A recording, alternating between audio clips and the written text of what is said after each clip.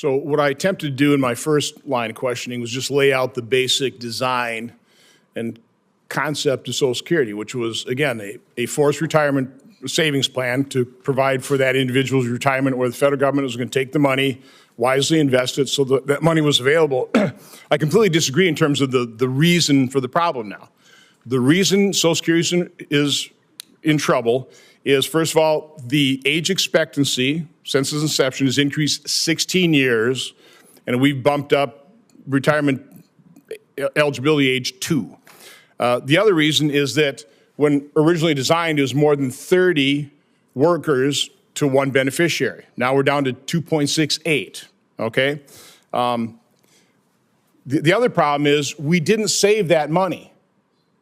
That money was spent, it's gone. It wasn't invested in assets that have value to the federal government. It was invested in government bonds, which again has value to somebody outside the government, to the federal government. It has no value.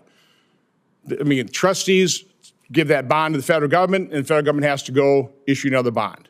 So those are the three main reasons. And again, what I find galling about the solution is make the wealthy pay their fair share. The downside of that is you harm economic growth, which is literally the number one component of a solution. We need to grow our economy so we can pay for all of this. We're $35 trillion in debt. The solution needs to be look at all of this in total. I completely agree. I think our tax code is a mess. It's complex. It's not rational. I would love to simplify and rationalize our tax code and start acknowledging the fact that Social Security was grotesquely mismanaged over the decades. Again, this was obvious.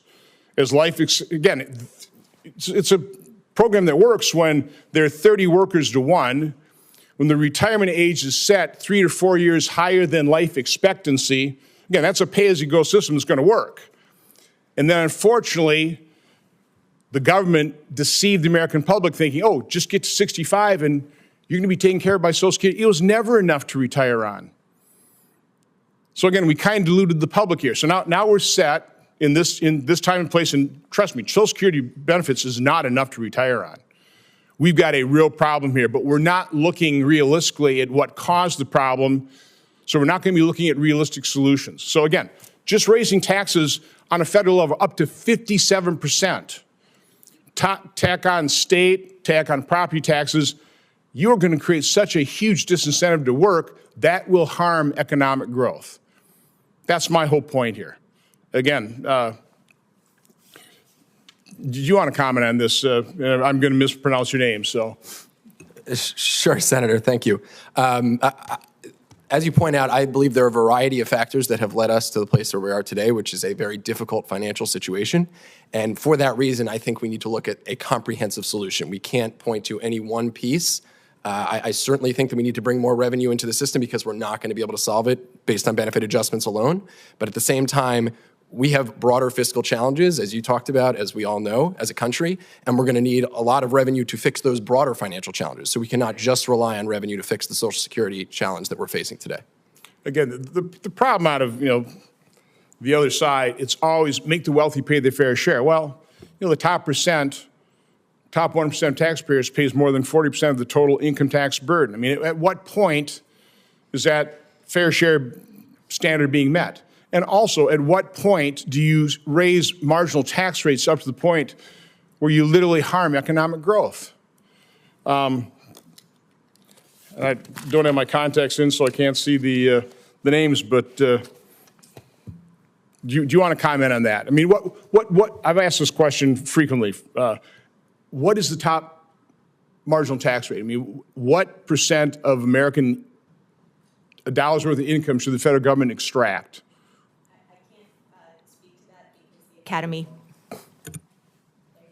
The Academy does not have a recommendation. We don't make recommendations like that. We do analyze policy options. But what I can say is that Social Security is not a marginal tax rate program. That's not how it operates. I think you know that, Senator. It actually is, as we've talked about today, it's a percentage, 6.2% on your wages. I know, because it was really designed to be kind of individualistic, and what you invest, you're going to get back. Mm-hmm. And that's not, I mean, that's not what this design move would be. This would literally turn at least a good chunk of Social Security into more of a general welfare program, as opposed to you pay in and then you're going to get out your savings plus some kind of investment amount. Again, what they invested in, U.S. government bonds don't have value to the U.S. government. It's a pretty low return investment as well. By the way, I did a spreadsheet a number of years ago. Had we actually taken that surplus, put it into, and I know Dow Jones index funds didn't exist at the time, back then analysis showed $7 to $8 trillion in hard assets the federal government could actually tap into to pay benefits, but they didn't do that. Again, they spent the money. Again, so many people won't admit that. They won't admit the mismanagement over the decades, but that's why we're in this pickle. We didn't have to be in this pickle if you would have managed this just halfway effectively. But I think I made my point. Well, Senator, appreciate the question, and if I could, I think one other thing that is worth naming is that you've mentioned several times now that life expectancy has increased, and that is not true across the board. It is true for people of higher incomes, but for people of lower incomes, and particularly people of color and others. I'm quoting national averages. It's yes. Indisputable, 61 up to 78 almost. Okay, 16 years. Yeah, I realize every individual is different, but on average, life expectancy has grown dramatically. Number of workers per beneficiary has declined dramatically. That's the main problem. And policymakers, members of Congress ignored it for decades because it's a tough issue. And it is incredibly valuable to look at averages for certain things, but I just again urge this committee and policymakers generally to be aware of the disparities in who has actually seen gains from those life expectancy increases and who has not, given the significant hardship that would be experienced by lower income workers if we further And I would raise the warn you, retirement. trying to raise marginal tax rates to the extent you want to is going to really harm economic growth, which is really going to blow the program up. Senator Braun.